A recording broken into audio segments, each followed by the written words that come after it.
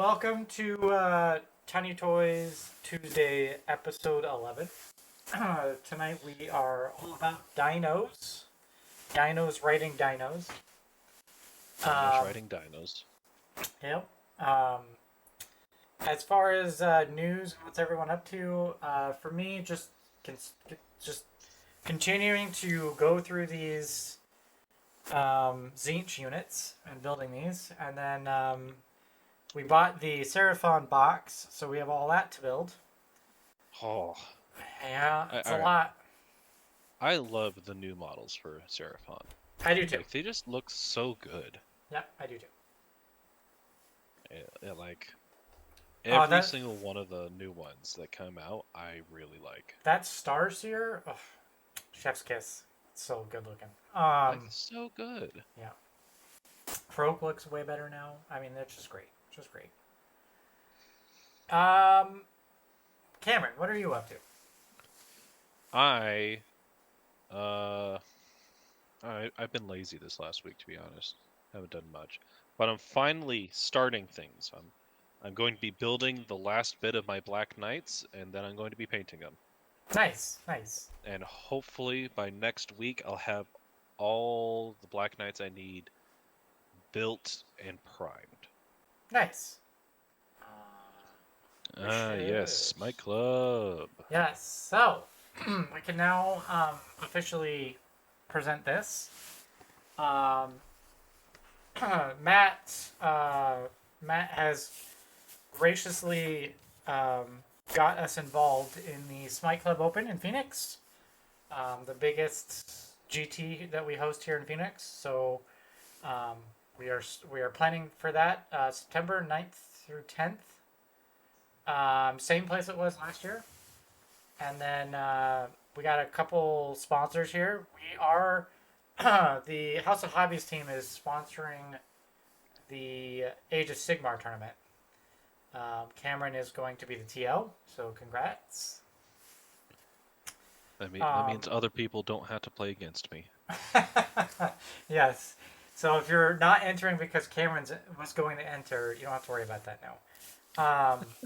The other cool thing to note here as well is Monument. They will also be sponsoring the event as well as Jason from Monument will be doing the paint, part of the paint competition. So pretty excited about that. It's good to get him in there, so especially because he's local. I'm actually going to be able to look around and see all the painted stuff. Yep. It's gonna be fun. Instead of be exhausted from playing. So that's kind of what we're doing as a club right now. We're building rocks, we're making trees, we're doing all kinds of stuff to make sure we're getting ready for this. So yeah, obviously the packet isn't out yet because we don't know what the new GHB is going to be or anything like that. So yeah, it'll come out in like a month. Yeah, so we're working on it. So stay tuned. If you have any questions, just reach out to me or Cameron, and we'll get your questions answered. So that's kind of the news. What's coming up? Again, tonight we're discussing everything Seraphon. So we'll just go. I'm waiting for Erica to jump on, so that's why we're missing her, but she'll be on.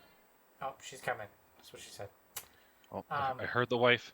Yeah, she does speak. So let's go to the next slide. Something we wanted to do as we start doing more of these shows, some of us actually like to hobby. I don't, but there's a lot of us that do. So because this is, obviously part of this whole hobby is to actually hobby and paint and convert and all of that stuff. We decided to see what's out there, see what type of paint jobs are out there, and kind of just present them on the show so more people get exposure to these great artists. There are some great artworks out there. Yes. So this is who we're presenting tonight. Emma Svensson, I think is how it's pronounced. She does have a YouTube channel, so go check her out. I think we got Erica here. Nice little There we go. toxic green purple. I like that. Yeah, so she's got a pretty unique style. Most of her models that she's presented are like this, and they are pretty spectacular. She's obviously using some sort of glow-in-the-dark paint, um, but I think these are Raptidon riders, right? I always get these mixed up with the Agrodon. I think these are Raptidons, right? Yeah, Raptidons. Yeah. One of the new skink ones. Yep. So these are pretty cool. So if you're interested, she does have a YouTube channel. She kind of goes through how she paints these. Again, most of her paint jobs are very unique and kind of this style. So if you're interested in that, definitely go check out her YouTube channel. But pretty cool. Pretty cool. So moving on. All right. Let's go through the tier list explanation real quick. I know this is, it's always, tier lists are always subjective. So obviously, you know, if you're watching this on YouTube later, you know, bear with me, right? Sometimes I don't always get this right on the first try, but this is kind of how we do the tier list explanation. Again, these reviews aren't full in-depth reviews. These are typically an hour and a half. We go through stuff we like, stuff we don't like, but we don't go through every war scroll or every artifact or anything like that. But if you do want a full review, I always recommend like Warhammer Weekly is good at them. Face Hammer is good at them. You know, obviously AOS Coach, Honest Wargamer, those guys are all good at Season of War. All good at the full in-depth reviews. So definitely go check them out if you want more of a full in-depth review. I'm just getting my opinion and making sure that Joel knows that his opinions are wrong for a lot of things. I've already had to change some of them because Camaron has sold me on some of these that I was not happy with at the beginning. So we'll go through those. Yeah. Okay. So let me go through this real quick. The overview. You guys tell me what you guys think. Just going through the book. I think this is an A tier army, depending on skill level. I think this is a 4-1 army. Now, that being said, I think there's two camps that you're going to be in when you go to Seraphon. You're going to be, if you're a civilized adult, you're going to be running the Coalesced, and you're going to be running a bunch of dinosaurs. If you're not a civilized adult, dinosaurs, yeah. You're going to be running the Starborne list, which is pretty egregious. I will say where Seraphon used to be, where people were really not excited about going up against this army, it's the same way, if not worse now. I think there's some things that Games Workshop can do to fix it. We'll get to those, some of the ways they can fix it, but in the current iteration for Starborne, it is a very high NPE list that is not going to be fun to play against in the slightest. It's one. There's ways to make armies in this that it's just I'd see it on the field and just hate and dread to play against it. Yeah, because I know I'm not going to have fun against it. Yeah, you're also really good at breaking the game with crazy things. So. Yeah. So and we'll get into that. I think some of the lists that both of you guys have presented at the end kind of goes through some of the stuff, so it's good. Next thing is, I do think Starborne is much quicker in the hero phase than it was in the previous book. I felt like the hero phase was very, very long in the last book. Part of the reason I think this is quicker is because they've consolidated a lot of the spells. And I feel like with Starborne, you know exactly the sequence of events that you need to do almost every single hero phase. So I think the Starborne hero phase is going to be much quicker than it used to be. But while saying that, there's ways of still having 1,000 abilities and 1,000 spells just in the hero phase. Yeah. Like it can still be pretty egregious. Yeah, true. They did consolidate it a bit, so I think it's quicker. But you are right. Starborne primarily plays in the hero phase for sure. Yeah, getting rid of 20% of the abilities. It's still getting rid of 20% of the abilities. Yeah. But now instead of 1,000, you have 800. Sure. I do think there are very different ways to play this army than there used to be. There's a lot of new war scrolls and a lot of war scrolls that no longer exist. So there are. This is probably the most current book we've had in the previous. Well, since I've started playing, which was halfway through AOS 2.0, with the amount of war scrolls that are missing from this book. They deleted quite a bit of them. We gained 6 new units, but we lost 8 units. There you go. Perfect. Good call out. So keep that in mind. And then last comment is, I think this is definitely a Spike and Johnny army. So a lot of combos, a lot of meta chasing lists. With some Timmy, Thunder Lizard can now kind of play in the Timmy space. I don't know how competitive it is, but at least you have the option. So with that out of the way, anything else I'm missing? Anything else we want to go over? Erica, anything else that... Yeah, Erica, you're our Seraphon girl. What is your opinion on this book? Okay, you say that I'm the Seraphon girl, but I am also like hardcore Thunder Lizard as my background, even when everyone was like, oh, but we have a new Croak, and oh, he's amazing. I'm like, I want big, beefy monsters. So, like, you know, we'll see in the list. I am trying to run Saurus Orcs for some strange reason. So I like that side of it. I like the muscle that Seraphon brings, not necessarily all the spell casting. So I'm a weird Dino player. Oh, I 100% agree. I think Thunder Lizards was always the one I really liked as well. I think it's definitely not one you're going to see a lot though in this current book. Yeah. But we'll see. We'll see. Still gonna have fun with it. Yeah, it's. I mean, my list that I have at the end is a Thunder Lizard list. So we'll take a look at it. I think Thunder Lizards are still one of my favorite ones. Yeah. If you're a Timmy player, this is all you want. All right, let's move on. Let's get into the battle treats. Open my book here, make sure I remember what I said here. Starborne. Okay, so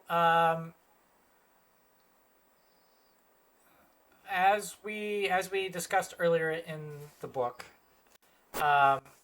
you've got two choices in this book, right? You either have to go Starborne or Coalesced.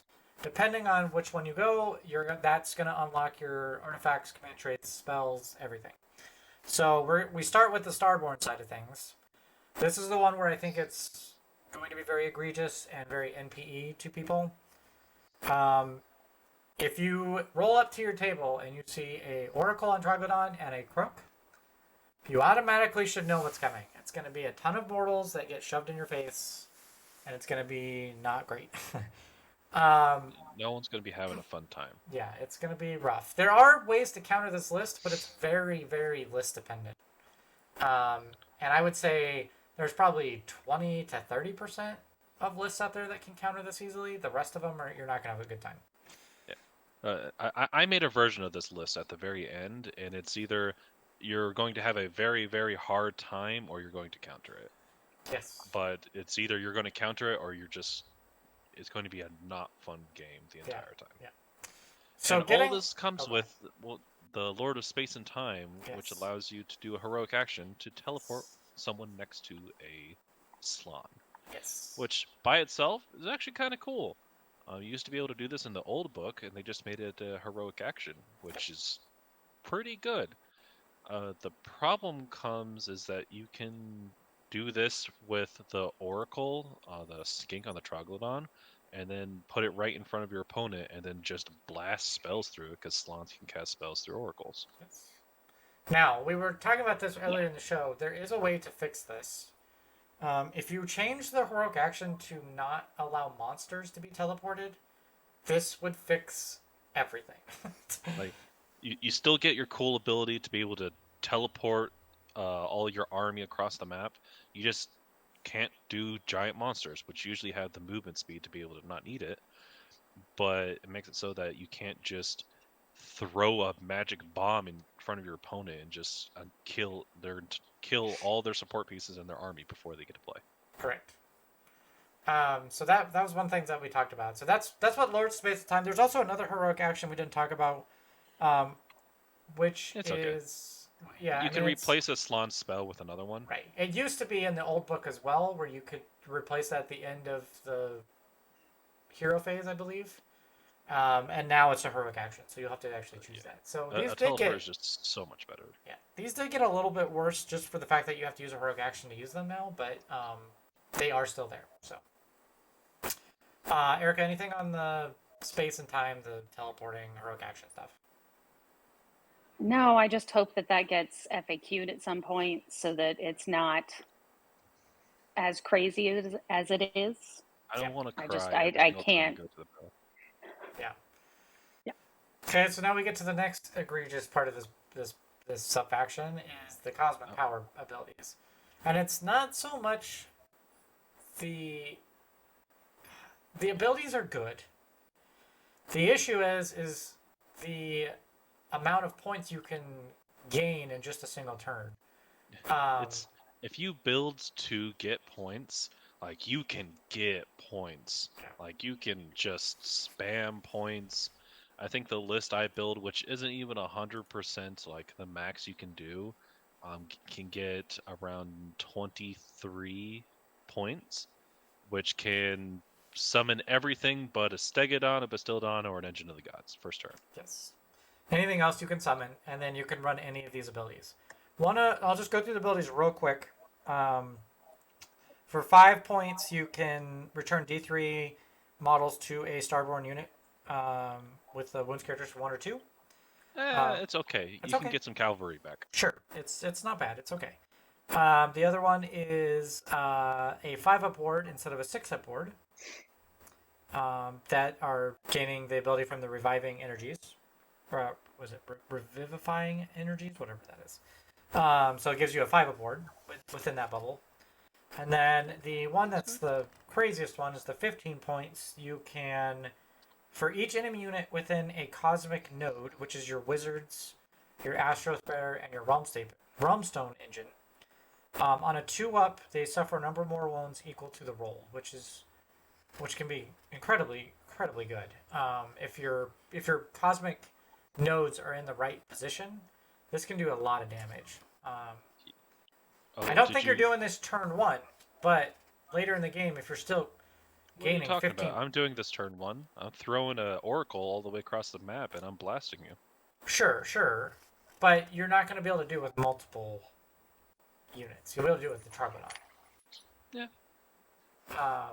So it is what it's a great ability though. It's a fantastic ability. The issue here is how quickly you can get points in this, and I think that's too strong. Because you get point for having a caster, you get point for casting a spell, you get a point for unbinding a spell, and just you get everything to do with it. You get a point for Astrosphere, and you get a point for Realmstone engine just by having them on the board. At the same time, though, if you look at how Nurgle operates in terms of you get 3 points for a tree if it's in someone else's territory, like there's so many points that you get for Nurgle as well. I think this kind of the difference looks a lot like the difference is Nurgle does not they can summon maybe one or 2 units in 2 turns, right? This you get the whole entire basically the whole entire thing. And there's also abilities that you can use as well, where Nurgle it's just summoning. That's all you're If I have a good game and I only get 20 out of the 23 points every single turn, I can summon in 100 wounds of Saurus Warriors in a game. And that's terrible. That's awful. That's not. No one wants to play with that. And that's not even counting points of me unbinding you. Yeah, that's just being on the board and summoning spells, which is easy to do in Starborne. Very easy, because a lot of the time you can be in the back corner and be 30 inches away from unbinding and just get all the points. So, yeah. And then the summoning, we kind of already talked about it. I mean, we did talk about it. You can pretty much summon everything, so... It's pretty compared to other things. It's pretty decent summoning. Yes, Like I agree. the Yep. cheapest one is 10 skinks for 8 points. 20 points for 10 Saurus warriors. Like it's okay. 16 points for the spawn of Chotek, so the artillery. The biggest thing is I can actually see myself summoning first turn, which most other summoning factions can't do. And you're going to do that to protect your Troglodyte that you just teleported. Yeah, there's a combo to teleport the Troglodon and then summon 10 Saurus warriors around the Troglodon. Yep. Or even better, you can summon 10 Saurus guard around the Troglodon, and so now you just can't kill it. Yeah, it's pretty good. Definitely, to what Cameron said, the best summoning in the game from the newer books. A lot of the new books give you abilities that are much better than potentially the summoning. This book is not like that. They give you both good and good in both abilities and summoning. So, From a marketing standpoint, you've got to really give it to Games Workshop because they're forcing you to buy a lot more models than you're actually going to take in your army because you need the plastic to summon. So they're doing a really good job of getting you to buy more plastic crap. You know how expensive 50 Saurus guards would be? Oh. Yeah, I mean, you're not wrong. They are making a killing. When do they come in packs of 5? Yeah. I mean, if you're going to summon in a Stegodon or an engine, okay, go spend $110. Get that money Looks ready. like I'm borrowing my friend's armies for a while. Hey, we got you covered. We do have a lot of. We do not have any Stegodons though. We do need those. I think I have an an engine of the god. Well, we have an engine too. I want some Stegodons, baby. I want a Stegodon chief. It's the same thing. No, it's not when I have both of them. All right, anyway, moving on. Yeah. Hey, we have 2 Tillies. Great. They're not nearly as good as they used to be. I know. Sad day. All right, so going on to the Starborne command traits. Again, if any of these look wrong to you, Cameron, Erica, call me out. I said It's all about the Lord of Celestial Resonance. Resonance? Yeah, resonance. Yeah. So they separate them in 2 lores, right? You have either the slain ones or the skink ones. The slain ones I marked as a B. More cosmic points is best. Is that the one I was thinking? Yes. Yeah, it's the command trait is whenever you cast a spell or anything or unbind, instead of getting 1 point, you get 2 points. Yep. Hey, it makes it so I can get 3 points for him. No, I get 6 points. Mm-hmm. Yeah, so that's definitely the Rockstar solid one. The other ones are okay, but I think that's the one you're going to see the most. Yeah, like the other ones is, I can control 3 endless spells. Yeah. Sure. Oh well. I double my range of spells for endless spells. It doesn't matter when I'm already 9 inches away from you. Yep. Oh, I know 2 more spells. Well, I can just heroic action to learn a different spell if I really need it. Yep. The skink ones are okay at best. Honestly, I could mark these down probably to a C. You only get 3 of them, and they're okay. The run 2d6 is kind of neat. I don't think there's any run in charge in this army though. There is, but not in Starborne. Coalesced. All right, then nope. Yeah. That's a C for me. Yeah. So I definitely think these are lacking compared to the Slann. But honestly, let's be real. If you're taking Starborne, you're gonna run Slann, and you're taking the command traits in the Slann, and you're most likely taking Lord of Celestial Resonance. So. Yep, that's what you're gonna see every single time. Yeah, pretty much. Until something gets changed and they fix the NP shenanigans that exists. That's what you're gonna see. Even if they change that, I think they'll take that. Yeah. More summoning points. More summoning points. Yep. So that's fair. Erica, anything else on this? Nope. Okay. All right. Let's move on. Starborne Artefacts. I said the ones that you can use for the Slann are subpar. I picked Zoetek Dial as my favorite, which is... All right. I'm going to tell you you're wrong for one thing. Okay. The Space Folders Stave. Okay. Once per turn at the end of the movement phase, whenever you set up a unit, it can be 7 inches away instead of 9 inches away. So when I put my Oracle 9 inches away. I can then summon in the Saurus Guard 7 inches away from you, so I can completely bubble wrap my Oracle. Sure. Yeah, and I can see that being taken. The only, I mean, I guess You can also summon in 10 inches away and then create your bubble that's Yes. 9 inches away after summoning. Sure. Either way, I can see one of them. The only reason I didn't like that is because it's once per battle, and I hate once per battle artifacts. I hate them. It's once per turn. Oh, it is once per turn. I thought it was once per battle. No. Also, if you go second, the way the wording goes, I believe you can make it so that since it's set up, you just don't set up anything during your movement phase. That way you can teleport the Oracle 7 inches away instead of 9 so you can inches. use the heroic action, is what you're saying. Yeah. Like it's very weird. Okay. Where you're doing this. Okay. But yeah, someone in 7 inches away. I can see that being more used for sure. So I'm gonna actually just do that. What was it?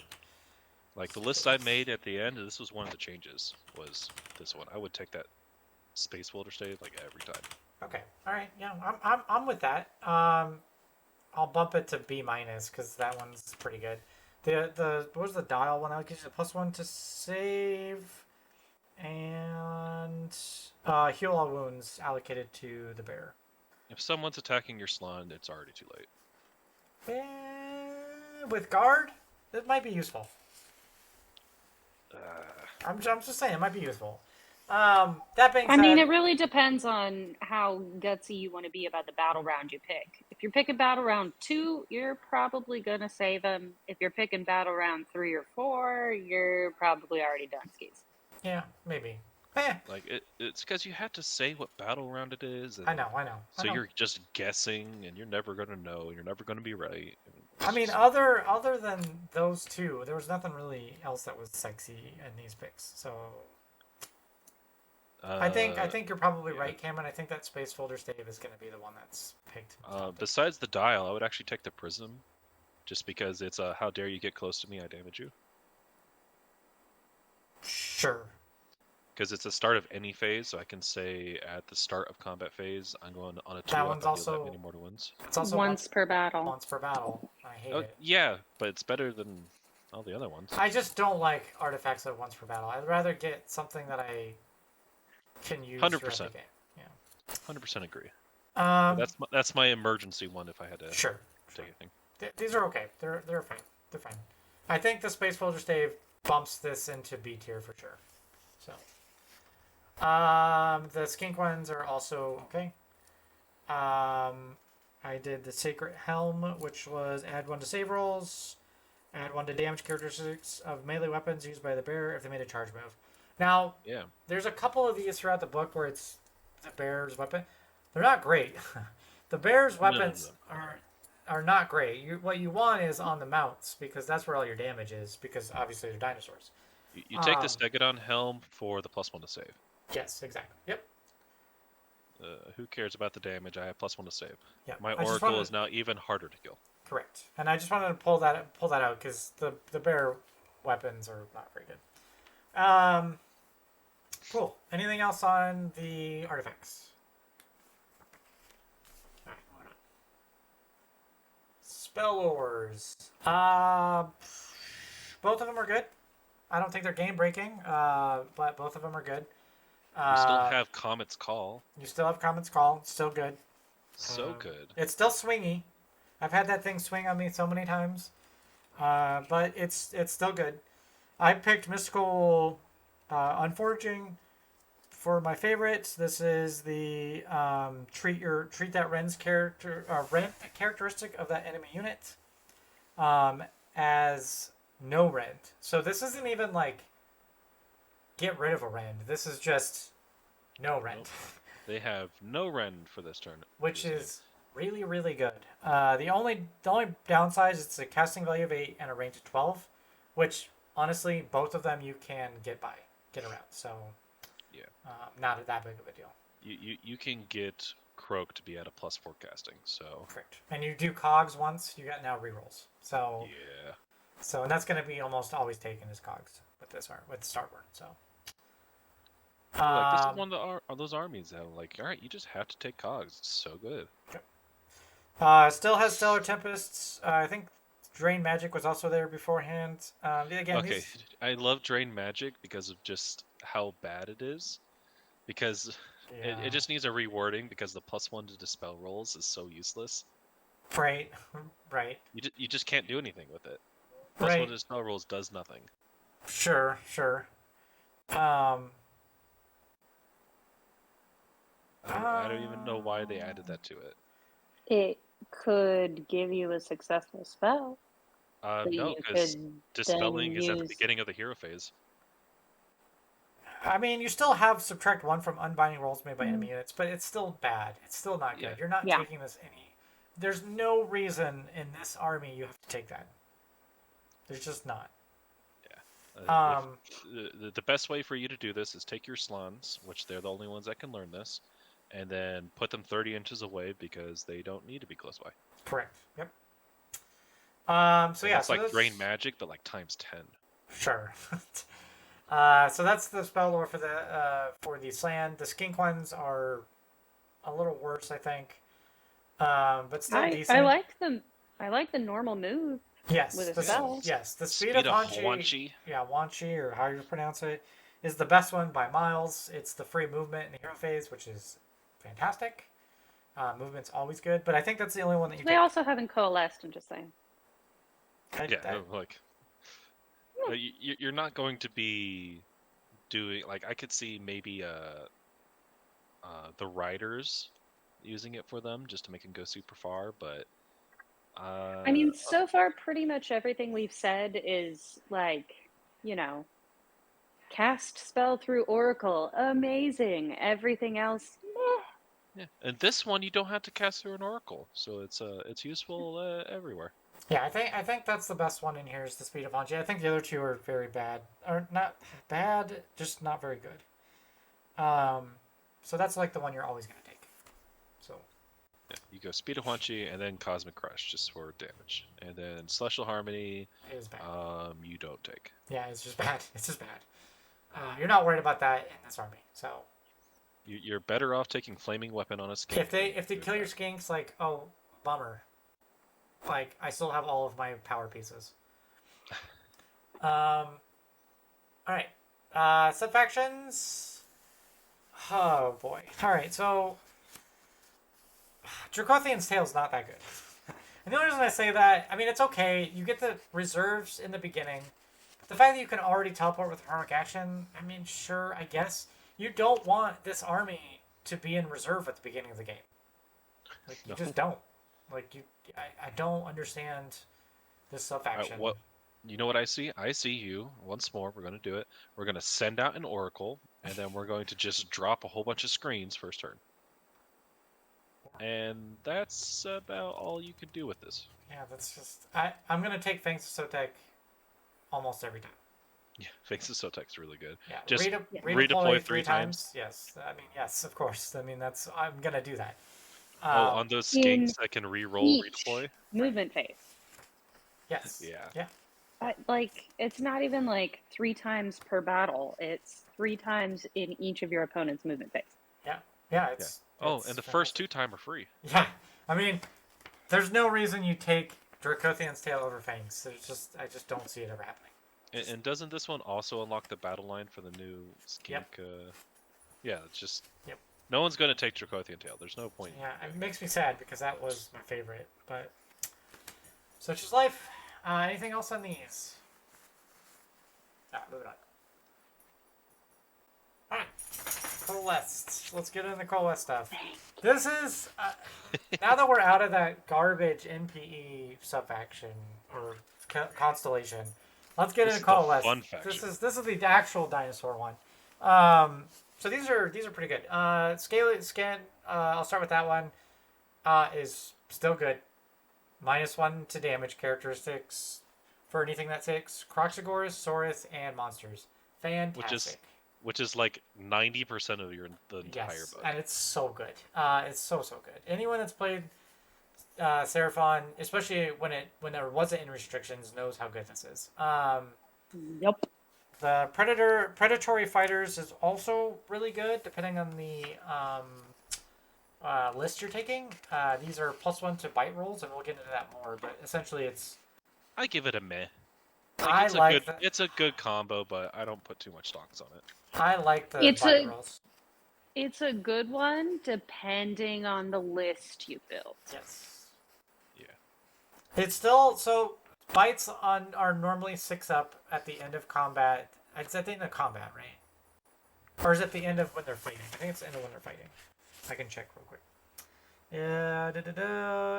Each time this unit fights after all the attacks. So anytime anything has a bite attack, anytime after they're done fighting, they roll dice depending on their war scroll. Every model within 1 inch of the enemy on a 6-up deals mortal wounds. Correct. So with this, it becomes a 5-up does mortal wounds. Correct. And you get different dice rolls depending on the war scroll. Croxagors get it's 3 not of these. Bad, but I mean, you take 6 Croxagors. That's yeah, but you're not going to get all 18. 6 into combat. Because this is what happens. Let's say we get 5. Let's say you get 5. That's still Okay. 15 dice on a 5-up. Does mortal wounds. So this is what you do. This is a strategy play here. This is also how you fight melee snakes.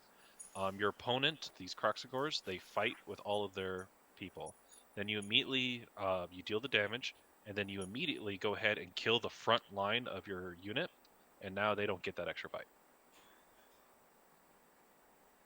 Because you have to be within 1 inch, and it's after all the attacks. That's a very good point. Yeah, that's a good point. Yeah, you do that with snakes, so you don't get the mortals. Yeah. And like, all right, it is good. Don't get me wrong. Like, especially, I think this can be a hero killer. Do this against Catacross or something like that, and you can deal some good damage with that. Okay, that's fair. However, there are ways to counter this. Correct. Yeah. It's a good free ability, but I'm not going to put too much stonks on it. Sure. I mean, and to be completely honest, like the chances that you're gonna have to send your Croxagors into the tiny chaff versus using them as some beefier muscle, especially now, Mhm. I think you would reserve them for something that isn't gonna easily pull away like that. And they got blow ups as far as their weapons. They hit now. They hit pretty hard. And the models are beautiful The models are beautiful. 100% because agree with they're you. not Fine Fine cast. Oh no. That's the motto tonight. That's if the you motto. do- It's if you not fine guess. If you do take Croxagors, though, you definitely need to take anything and everything that gives movement. Cool. They are slow. Very, Holy very cow. slow. Very, very slow. Okay, and then last is Beasts of the Dark Jungles. This is your monstrous rampages for the monsters. These are all okay. I'm gonna preface this with saying, outside of Thunder Lizard, these are all okay. I still think Roar is very good and will be used in most cases. Most cases, if you're not running Thunder Lizard, where these monstrous rampages come into play is when you are running Thunder Lizard, which gives you 2 monstrous rampages per monster instead of 1, which is very good, very, very good. So I think that it becomes an A tier battle trait in Thunder Lizard, but I think in general this is just B. There's some good ones, but Roar is still I can extremely agree. good. Because, like, all right, yeah, some of these are good, and then I had to think of, all right, do I want to roar or do I want to stomp first? Correct. And I think those might be the ones that I go to first for a number of these, and then I would go to them. Correct. Yep. But And yeah, that's Thunder Lizards, yeah, like stonks go way up on these. Yep, exactly. 100%. Anything else on this, Erica? All right. Traits. Temples. Okay, so let's just get through this right now. The command traits, the artifacts, and the spell lores. Minus, we'll get into the spell lores. There's one of them that's egregious that needs an FAQ, but these are all broken down into two units that can take them. Either Slann, Source can take the command traits, and then Skinks can do the spell lores. But anything that's Slann based for Coalesced in my mind, is real bad. I Like- think the only one worth it is Dominating Mind. Correct. And honestly, everything else of these command traits are garbage. You would never put these on. In fact, the only time you're Well- going to put a Slann in any of these is to make sure you have some unbinding support, maybe. But these are real bad for command traits for the Slann. Temple. Your Lords of the general Temple is not Cities. going to be a Slann in this army. Correct. They're real bad. Erica? Yeah, I mean, I'm all for taking the Saurus and giving them movement because we Oh. talked about how slow Oh, no, no, Croxigors no. are. No. Yeah. We're just talking about Lords of the Temple Cities. That's the Slann command traits. Savage Yes, Commanders and I'm saying like, is why fantastic. would you do Slann when you can do Right. Saurus? The Vengeful Defender. It's so good. Yes, So good. 1000%. Like just the Slann is like the salad portion of the menu that you don't want to look at when you go to get like good food. I You don't want, know. It's just You want your I want a Carnosaur to move cheeseburger. 20 inches by the end of your movement phase? You got it. We got you. Yeah. So let's see. We have the Vengeful Defender. We have 2 people at the beginning of the game that get free movement. A Croxigor's you pick Forces. two. You pick two units. Oh no, those Croxigors now move 10 inches that turn. Okay. All of a sudden, they're not so slow. Which Yeah, is fantastic. general and 2 units. You're getting 3 free movements out of this. It's fantastic. Yeah. Yep. Oh, It's great. What's the next one? Just my giant Carnosaur Saurus now has an additional save. Yeah. I'll take that. I think though It's not the it's best. I'll still so take it. good. It's so good, but I think your Vengeful Defender is going to be your go-to. That's Just- the one. Just all of these are good. That's the And then one. the last one, Prime War Beast. Oh, my Carnosaur now Yes. has more Plus attacks. More attacks, and it's to the mount, which is fantastic. They knocked it out of the park. It's really hard to choose this, but I think movement wins Vengeful games. Defender to the front. If you really don't care about it, or you're playing, I don't know, Bastillodon spam for some reason. Oh, hey, look at that. Prime War Beast. But Vengeful Defender, 90% of the time. Yep. Yep. 100% agree. All right. Next is the artifacts. Again, Slanns are garbage. You just don't even look at them. No, just don't even look at them. They're so bad. Yeah. And then we go into the artifacts for the Saurus, and these are all very good. You can really, I mean, while you don't get a whole lot out of the bear's melee weapons, it still gives you some option there to at least buff them up a little bit more than what they are. It's best day ever for the entire game. +1 to rend and +1 to damage. Right.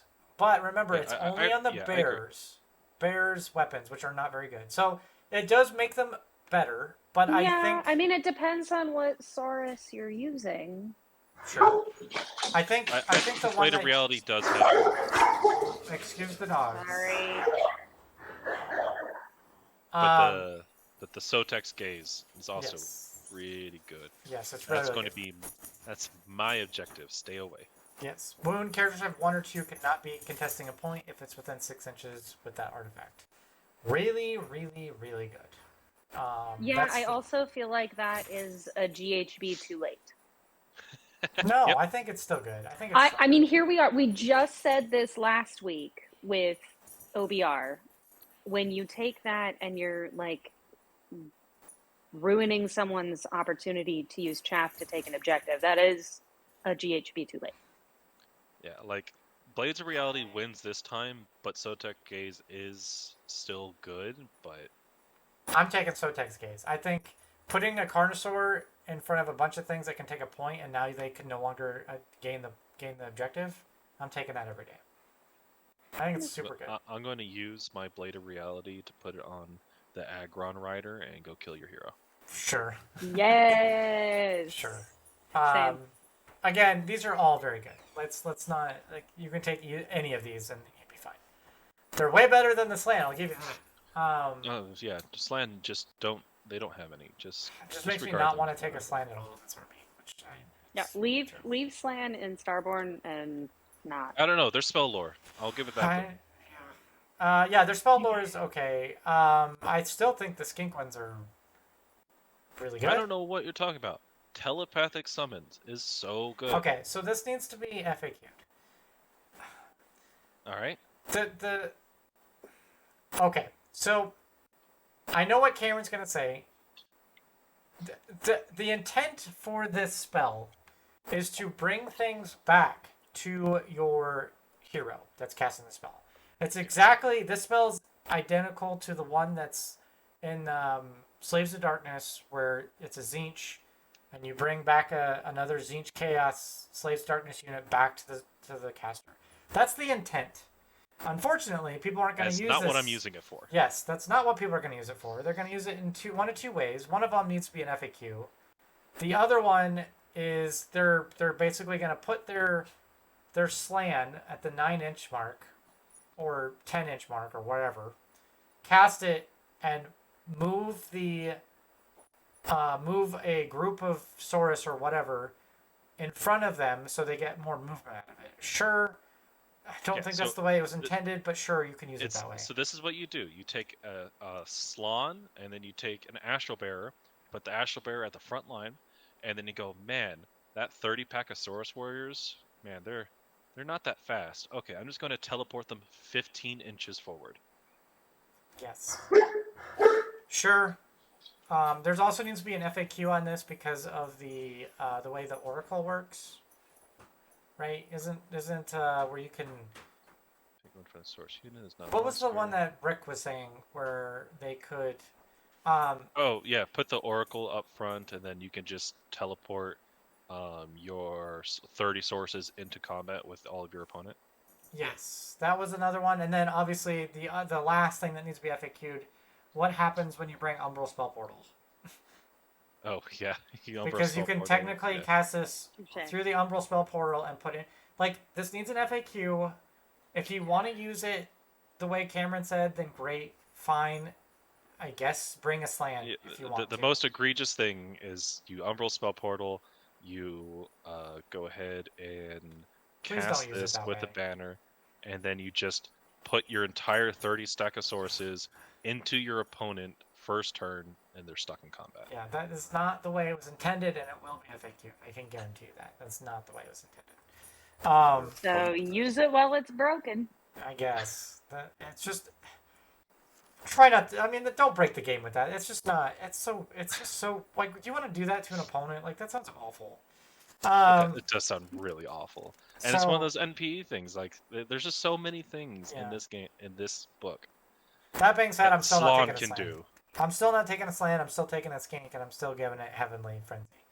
Because run in charge, baby, it's always good. Let's see, Seraphon unit within range can run in charge. Yeah, that's pretty good. Yep, pretty good. Pretty good. The other one that was really good was also, I mean, they're all decent. The Tide of Serpents is damaging, and then Light of Chotek is a healing one, which is pretty good. Yeah, the Empowered Celestite, that's really good. You make one of your Saurus units have increased rend on their weapons. Yes, from the Slann. Yeah, that's one of the Slann ones. Yeah. So all right, so this is the broken combo. You take your Slann and you go Empowered Celestite weapons, Mystic Shield, and then I teleport them 15 inches away. And then then your opponent just walks away and says, I'm never playing that guy again. And we move on. All right, anything else on these? All right, last is the Coalesced Subfactions. This one makes me sad inside. Thunder Lizard. It's fine. It gives you the 2 monstrous rampages per monster, which is good. I just don't know how competitive this is going to be. I don't know how much we're going to see it. It also makes normal Stegodon's battle line. Yes. So you can do that like you did the last book by making Stegodon's battle line. So you still have that going for you. So all the Stegodons you bought, you can still use. Koldal's Claw is good. This is just a blanket +1 to wound. Wound rolls made with Kroxigor and Saurus. Pretty good. Which is, as long as and it makes Kroxigor's battle line. And it does, yes. Oh, and they have to charge. My bad. Sorry. They do have to charge. They do get the... Yeah. It's only on a charge, but still, +1 to wound. There's no... So good. There's no, like, bubbles or anything. It's just you get it. When you give them movement in the hero phase, and then they can also run and charge in the movement phase, And then they get the +1 to wound for that. Yeah, You're you getting can pretty get them good pretty bang far for to your deal buck. some damage. Yeah, Let's see. a lot of bang for the buck out of the Croc scores. threat Just saying. range. And their battle line. Threat range is going to be 5, 10. It's going to be 10 plus D6 with 11, the run, yeah. and then plus 2D6 with the charge. So they can move. 3D6 plus 10. Yeah. Yeah, it's okay. Okay. Moving on. Oh my god, these were bad. So, these were... I don't know if you guys looked at these. These are bad. Oh, yeah. These are all bad. The grand strategies are just literally bad. The only one that's maybe doable is the one with the Realm Shaper engine, but we're gonna get to that later. I don't think it's a good one either, because you have to keep the Realm Stone engine pretty close now. It's, I mean, maybe for Starborne you don't need to, but definitely for Coalesced you do. Yeah, you want to have your Realm Saber engine more forward than back, Yes, yeah. and it just makes it so that your opponent wants to destroy it. And These- they destroyed it, and you lose. Yeah, these are all bad. These are all bad. Further, the great plan. I can't believe they even put it in the book, because they make you choose between Coalesced and Starborne, and yet when you look at the battle tactics for these, you're forced into one of those. So like, I don't even know. No one is ever going to take Further the Great Plan. It's I want to just, see someone do it. it's so bad. It's real bad. These are all bad. Please take the GHP ones and move on with your life. I think the best one out of them is the Repel Corruption. You just Uh, have no enemy units wholly within your territory. Well, it depends on the map. yeah, man, I don't know. Yeah, Sure. but it's Sure. better than the other ones. Yeah, they're all real bad. The lesser of evils. Battle Yeah. tactics, I said there's definitely some good ones. They're all okay. They're okay. I didn't think anything was too difficult. They're okay. Autocomplete. Yeah, they're all decent. Finishes move within 6 inches at least one. Like, and you can Yeah, definitely sure. build into a lot of these. Yeah, absolutely. Yep. Like These- Stampede of Scales, just run a bunch of monsters. Yep. Celestial Obliteration, just play Croak in a Starborne. Yeah, I mean, that's what I said too. Yeah. Overwhelming numbers you could do with a summon. So, sure. Yeah, these are all okay. Alright. Anything else we want to talk about on these? Moving on? Better battle tactics than most books. Yeah. I'll agree with that. Core Battalion, Thunderquake. Nope. Yeah, it's pretty bad. I did actually use this because of the list I created, made it work to where this just made sense to take it. But for the most part, this is bad. Free abilities is fine, but yeah, it's bad. If you don't have anything better, might as well, but... Yeah, I mean, my list literally went right into this, so I used it. mean, I feel like Battle Regimen is better any day of the week. And it will be. Alright, moving on. Okay, let's get into the Slann. There's only 2 Slanns in this book. Lord Croak and Slann Starmaster, and they are both pretty fantastic. The only time I mark Slann Starmaster is not fantastic is when you take him in Coalesced. I'll give him a B in Coalesced. Sure. He He's surprisingly still tanky. has... Yeah, he's still tanky. He have infinite range unbinds. You still get plus to unbinds, and you get access to his really good spells in the lore. Like, is However, it as good I as Starborne? feel like he's too pricey to put in Coalesced. I think he's good for his points. He's That not being said, that many points. he's an auto include in Starborne. That's why he's Oh, 100%. he's up there. Like, you're gonna auto include. You're like in Starborne, he's an auto include. And Croak is fantastic. Also, even though Camaron and I disagree a little bit, he's 395, and you now can put him as an ally into other armies. I still don't think he's that good as an ally. Like, He is he's not- not horrible, but I don't think Yes. he's like. Is he "Oh my 400 God, I have to points? take him." Is he 400 points worth of an ally? Probably not. Because But- all he's giving to you as an ally is, if you get close to me, I can damage you. I can unbind and potentially more command points. Correct. But that's all he's giving when he's allied Yeah, I mean, sure. for 400 points. And he's hard to kill. He's kind of a beast to kill. He is annoying to kill. Yes, yeah, I hate his ability to live. yes. So I mean, there are some cases where you might think about him as an ally, but the fact that you can actually even think about it now, you have that option. So I'll give that to you. I can actually think about it and then laugh and then say no. sure. Can we also recognize that he is absolutely gorgeous on the table? He is a fantastic Beautiful He model. is beautiful. Absolutely Beautiful model. fantastic model. Good old frog. All right. good old undead frog. Toad? I'll be happy when I can Sure. take him in a death army. Okay, never. Great. All right, moving on. Okay. Let me know if there's any issues you have with this. Saurus Scar Veteran, I said it's swingy. The Astroth Bear is obviously an auto include. In Starborne, there's literally you're just auto. That's an auto include. That If not, Astroth Bear is just too good. yeah. And Like, you just have to take him in everything. I mean, I can see where you take two of these guys in Starborne. Like it's just oh no, we have a we increase the range of all my spells. We give a 6-up ward. We're a hero. Cosmic Node, it's there. Yeah. It's just so good. If you're playing Starborne, you have to bring him in. Like, Yep. there's no question about it. I actually put Saurus Old Blood as a B because she's a cheap GC that can be decent in a Warrior Guard list. He's okay. But yeah, both the Carnosaurs are swingy, but they're there. They're cheap for what they are. So okay, sure. These are all good.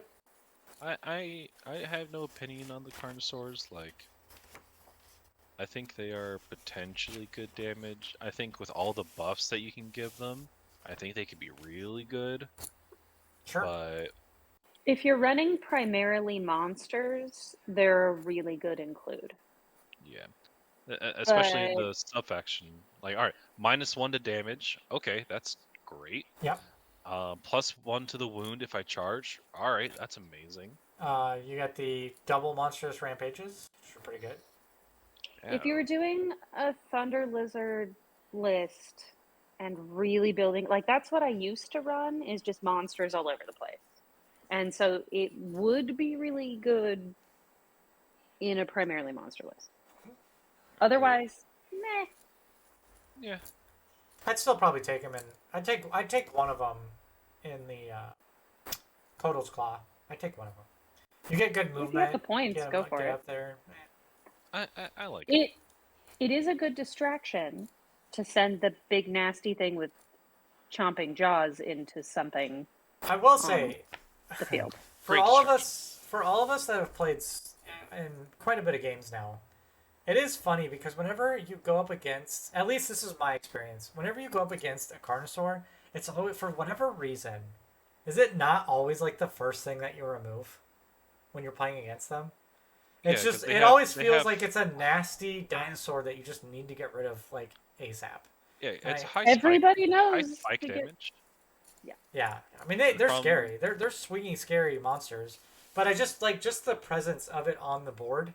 I always feel like that's my get rid of that. guy. They're what, a 4-up save?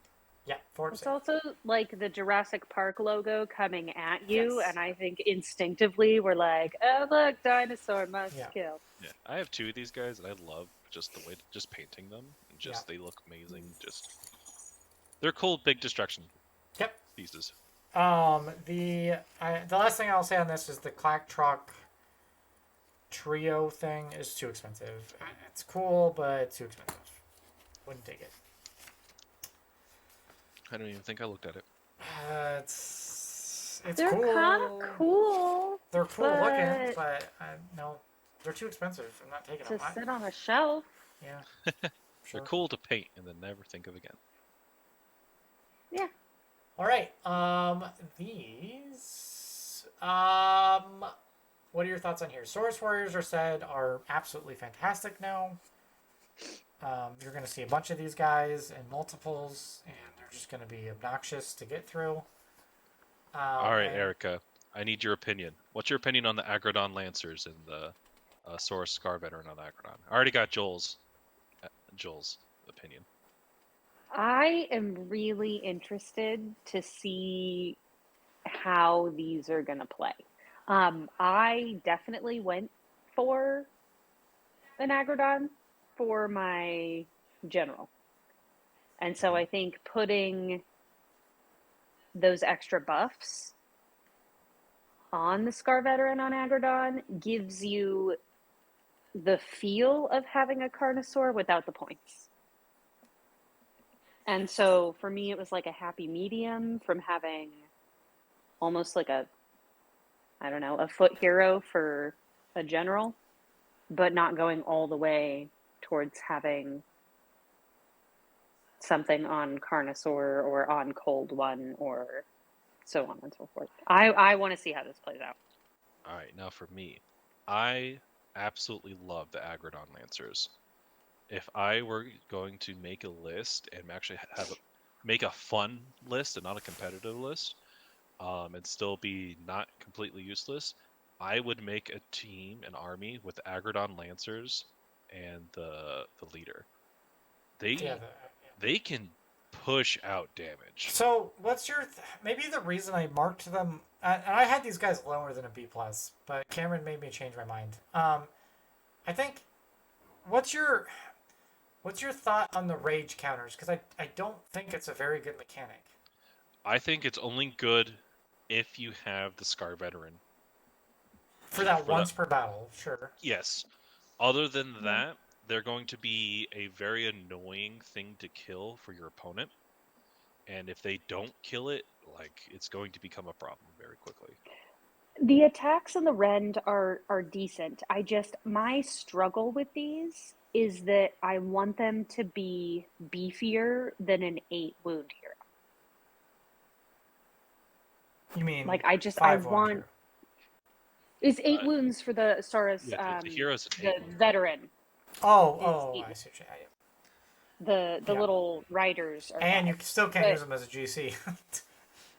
Yeah. Yeah, Because it's on a I wanted it to be, I don't know, and only 8 inches for movement.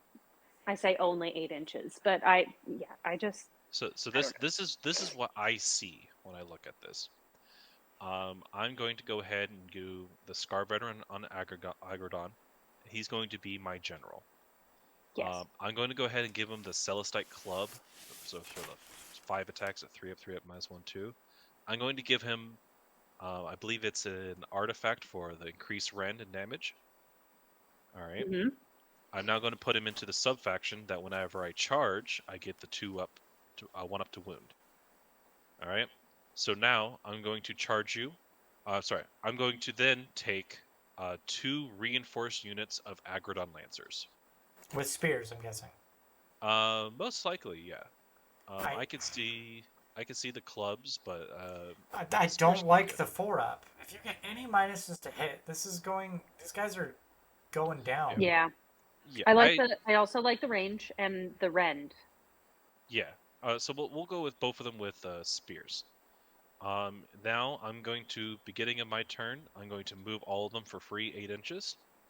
I'm then going to move 8 inches, so it's 16-inch range, and then I'm going to go ahead and charge you. Now each of those Lancers, we're looking at, let's see, 6 units with the spears are going to be 3 attacks at 4 up, 2 up, -2, 1 damage. Yep. But the bites, I'm going to pop my attack, and it's going to be 4 attacks for each model at 3 up, 2 up, -2, 2 damage. And that's 6 models doing that. Yeah. It's really the mount that does the damage. Oh yeah, 100%. And then, like, even with all this, I can also increase their rend. The rend of that Spiritomb -3 rend. Or, more importantly, I'm going to go ahead and cast that spell on my Scar Veteran to make that so that club now has a -3 rend, 3 damage if I'm attacking a hero. And one of the Lancers, I'm just going to do all-out attack. So now all of my monster attacks are 2 up, 2 up, -2, 2. The thing is that you have to keep in mind, these are 210 points for 3 of them. 5 of them, sorry. No, 3 of them. It's for 3 of them. Yeah, but like they can hit Yeah. and they deal I damage. don't like the 4-up on the spears, and I don't like the 4-up save. Just don't take spears. Take the clubs. Yeah, but if you're gonna reinforce these, you're gonna want those spears. I don't know. I do like the mount attacks. I think the mount attacks are very good. Those mount attacks hurt. We'll see. We'll see how these play out in the meta. I'm Because so also on that. remember, all damage is -1 Yep. against me. Yep. Just Yeah. I can do a lot. Yeah, I took a Scarf Veteran on Agrodon for general. Didn't take any Lancers though. Like I think the Lancers are slightly too many points, maybe, but I still think they have use. Give me them at like 190, 200 points. Like then maybe I can see it. They're so expensive. All right, moving on from those guys. The only other thing I'm gonna call out here is the guard. Me and Cameron had a. The guard is good. All right, the guard. I know their purpose. I hate the fact that they have a 3-up save because it's. If you think about it, these guys aren't dying in combat. These guys are dying to mortal wounds because the hero that you're shooting. I'm never gonna. Which makes sense to give them a 3-up so they stick around on the board longer to take the mortal. But I'm not. But as an It's opponent, a trade-off. Yeah. But as an opponent, I'm not putting anything into the guard. I don't care about the guard. I'm going straight into the hero because I don't want to deal with a 3-up save or a 2-up save. I just think the 3-up save is stupid. You should be going into the hero anyway. But then why does the guard have a 3-up save? But they're also on 32mm bases, so you just use them to protect your heroes. No. I get it. If you're trying to get up close to the heroes, then yes, I get the 3-up save. But for the most part, it's just. I mean, don't get me wrong; they're still good, and it's great that they have a 3-up save. It's just weird to me that, as an opponent, I'm not putting stuff. I get you. But I'm definitely putting way too much into this argument. But it's still weird that they have a 3-up save to me. It's just weird to me. I'm glad they have a 3-up save because I can summon 10 of these guys in, and now if you throw them into combat, that's interesting. I don't think you're gonna do that, but it's interesting. if I get 10 for get 10 for free. I don't even check. Is their combat profile good? It's okay. It's not that great. It's alright. They still get the bites, but that's not very good. Alright, moving on. Alright, Skink Warscrolls. Kixitaka is too expensive. We talked about that earlier. Starseer. First off, can we just say the Starseer? Look how beautiful that model is. Can we just... So beautiful. God, that thing is beautiful. It's got a fantastic spell, and it's a good 2-caster. This spell is just turn off wards. Pretty good. It's a pretty good spell, especially if you can do it through an Oracle. Yeah, your hero no longer has a ward. Bye. Great. Can they cast spells through oracles? Oh no, they can't. They can't. So you'd have to get cheeky with this because it is 12 inches. But it's a great spell. I would still take it. Being able to turn off a ward. Take this with a guard and just move up the board. I mean, yeah. And if you wanted to, you could throw Umbral if you wanted to. You're never going to do that, though. How many points is he? 150. Oh, okay, that's definitely good, especially in Starborne because he's a 2-cast. Correct. Yeah. Well, and he giveth wards and he can taketh away. Yes. Like, I just like that, I don't know, the thematic, he's the keeper of the wards. Yeah. Yeah, I mean, even his once per battle is pretty good, right? When you need it, I think it's pretty good. Yeah. I definitely put him. Skink Star Priest is the same old Skink Star Priest that we know. It's super good and super good and super cheap. That being said, I think the days of Skink spam is gone. I don't think you're going to see it as much. I think it's not gone. I think it will metamorphosize, much like a caterpillar in a Okay. cocoon. Sure, Cameron. Or a moth, but I mean, sure. I mean, you're gonna take him in skink heavy lists. I see the reason for him, but Because this is what I see. I see taking one of those with the Raptidon Chargers. we're about to get into those guys. I have my doubts on them. So we'll just move on to that. Okay, let's talk about. Okay, there's a couple things in here. Spawna Chotek has been it's replacing the Salamander and Razordon. is it I'm- Kotek or Chotek? I don't know. It's I driving me nuts. literally don't know. Kotek? I like Chotek just because it sounds weird. So I might be a little high on these guys. They are 125 points.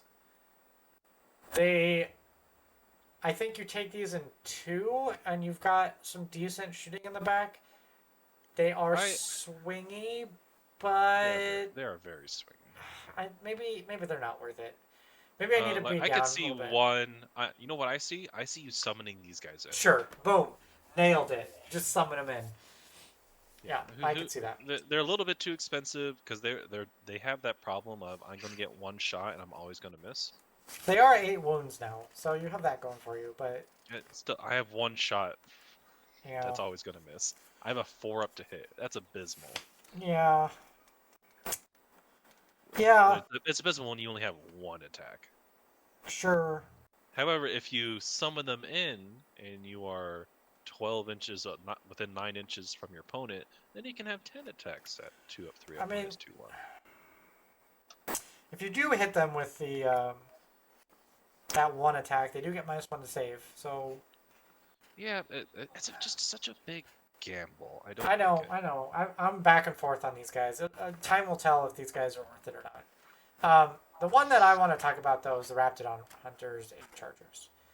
I really like the concept of these guys, All right. where they work in tandem to buff each other. But I think in reality, it's going to be a lot harder to make these guys combo. All right. So the Raptidon Hunters, you just take one unit of them no matter what. Just no matter how many other of the chargers you have. Because all of their buffs just go off of they just need to do one attack on someone. And like I don't even think they need to actually hit is the thing. Let's see, add 1 to the lances if that unit was targeted by a shooting attack. Yeah, they don't even need a hit. You take 1, and all that one unit does is give a +1 to hit and free shots, and be a battle line for the Chargers. Sure.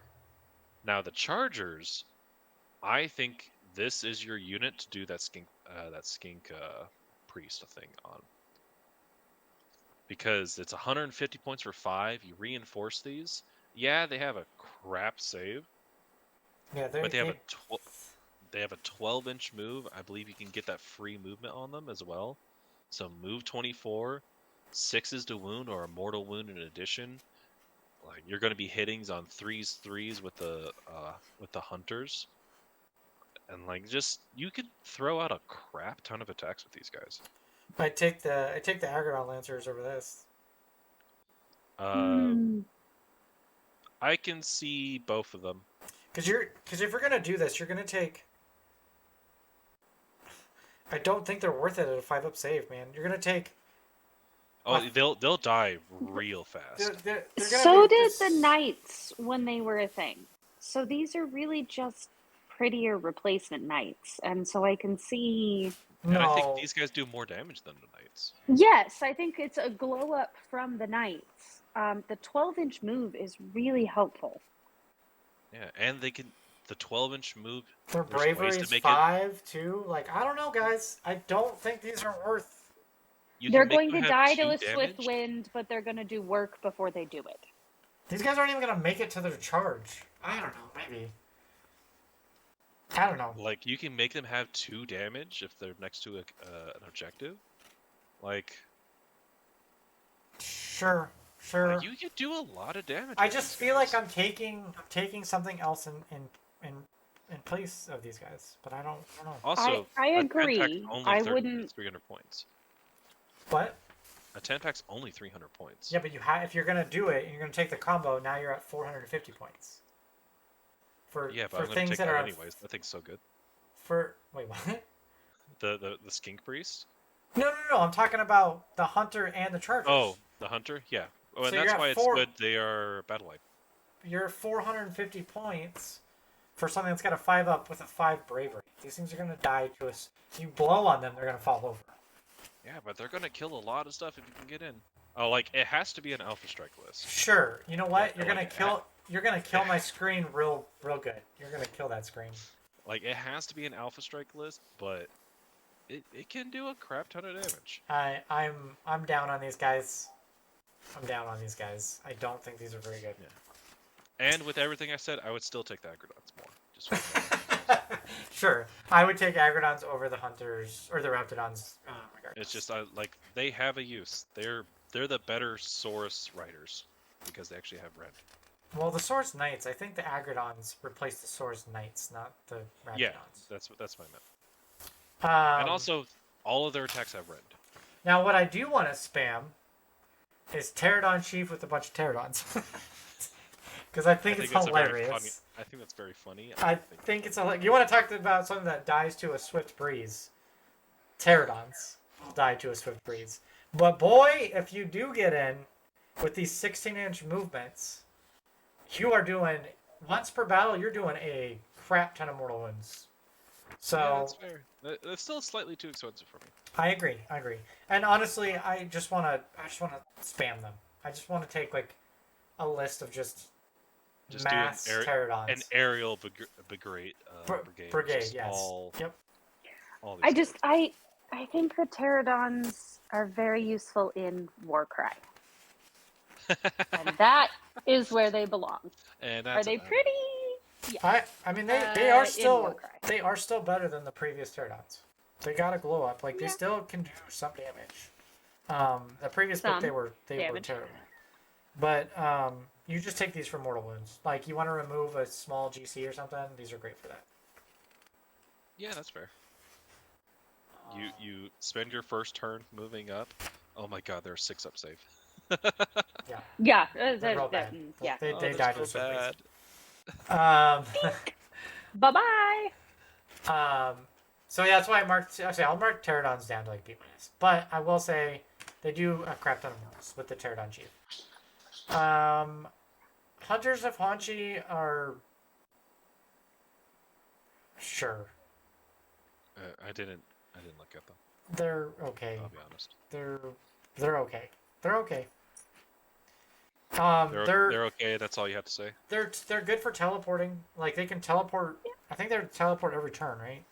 Yeah, they can teleport every turn, so you can just move them wherever you need them. So they're good in that perspective. But they'll die cool very looking. quickly. Yeah, they're cool. But I mean, you can't. We're saying it wrong. Whatever. However you want to say it, I don't care. But I will say you can't deny teleporting. Like teleporting is very good, right? So, you almost use these like you do for Sylvaneth, like the objective takers. Tree revenants, yeah, you use them somewhat like that. Right? You're just pulling objectives. So I see them being used. I don't see them being used often, but we'll see. The only other one on here, which I want to get your guys' take on, is the Ripterdactyls, because while I think the Bloat Toad thing is cool, are these guys good? Am I missing something here? I think these guys are bad. So, I think they are... a Ripterdactyl riders are good. Just for the anti-Unleash Hell. And they can do some... like some sudden... damage, like some scalpel damage. Like it's real bad. They're not going to survive like being a screen or anything, but you can get in there and attack, and you could deal some pretty good damage. Also, like they're just anti-shoot like hell, like Unleash Hell. Just but you're not going to need a lot. You're not going to need a lot to kill these things. Yeah, but only 6s will hit me. Oh yeah. You're right. These are the ones that do the 6s on hit. Yeah. These are very good against. But But are you putting these in your list? My list? Psh, no. Okay, exactly. That's what I'm saying. Are you spending money to potentially prevent They're Unleash 120 points No. for a. I could see someone doing it.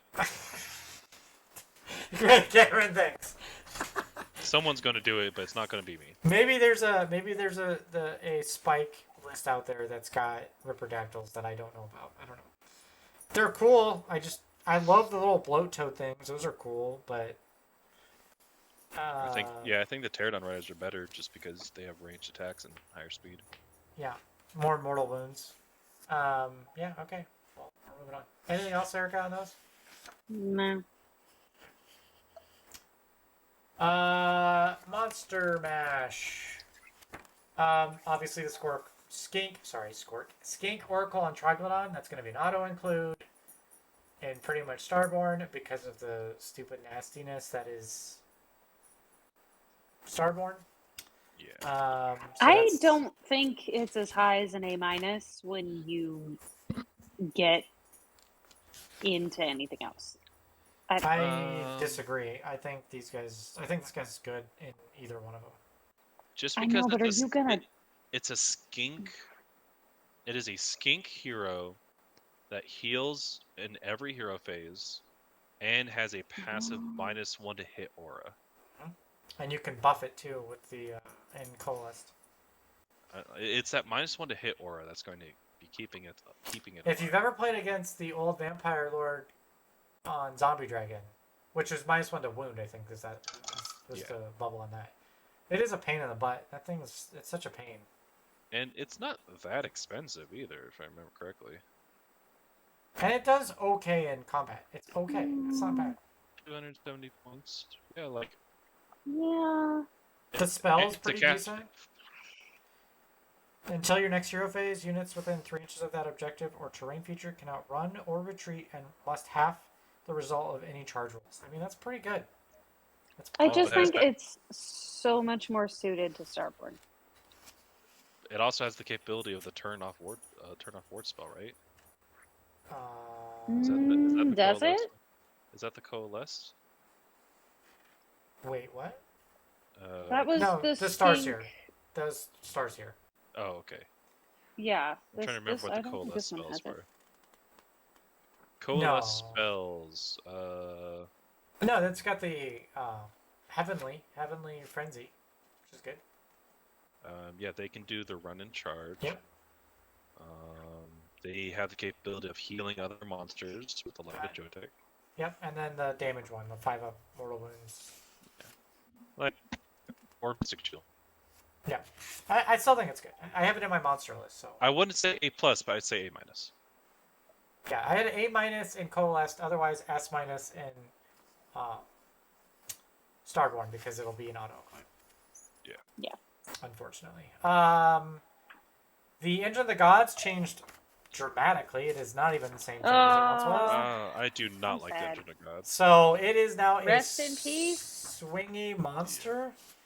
Like the You might as mechanic. well have a Stegodon. The mechanic. Yeah, just take a Stegodon. I want it to be good. But that Cosmic Engine shenanigan mechanic is just. It's so bad. It's real bad. It's Not It's worth the the- points to take it as an engine anymore. Yeah. It's I'm going to wait 4 turns to be able to do one big bang. well, Yeah, and even that you that's it. still can fail it. Yeah. And like that, it's just not what it used to be, which is unfortunate. The fact that you can take a Stegodon and make it battle line is You could do that in Notebook. worth it. Pretty sure. I know, but it's not worth it to take this as a genie for the same points. No, yeah, no. The Engine of the Gods is definitely a lot worse than was. Now, Sad day. I still think it's useful. I still think there's some play you can do with it, but it's just not what it once was. Yeah. I'm going to wait 3 turns to potentially get some Saurus Warriors. Yeah. Not worth. Yeah. I'm gonna mark it as a B- because that makes me sad inside. Stegodon is good. It's a bit expensive, but I mean, it's worth 10 on a point. That's pretty good. I like that. They're all pretty good. All the Stegonauts are pretty good.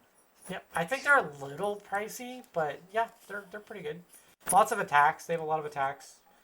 But yeah, that's... They have mortal wound charge. They can get their defense up a little bit. They're monsters. They're Sure. monsters -1 to damage me. Like they can do some Sure. 3-up save shenanigans. They can issue a command point to skinks for free. Like, they're decent. I wouldn't say they're ridiculous, but they're decent. Yeah, well, that's kind of where I marked them, right? They're not even an A, they're B+. Right? Yep. Other Warscrolls. These kind of didn't fit either one of the skinks or Yes, Source. let's talk about Croxagores. I have been waiting for this. So you are up on Croxagores. Camaron is not so much on Croxagores. I marked them as an A because I think they're decent. The biggest downside they have is they're so slow. But Not when you give them movement in the hero phase. right, I think there's ways to get around that. Yeah. I do think And these then guys give them hit. run and charge, and then run and charge. Like, come on now, you can get their movement up. Warspawn is so much better than the normal Croxagores. Definitely taking. I'll tell you this, they're better than they used to Many. be. Yeah, they're definitely better than they used to be. They were 100%. bad. Especially because they're not fine cast. Okay. Yes. And their sculpts are amazing. My problem is that one, they're slow, and their attacks can be pretty swingy.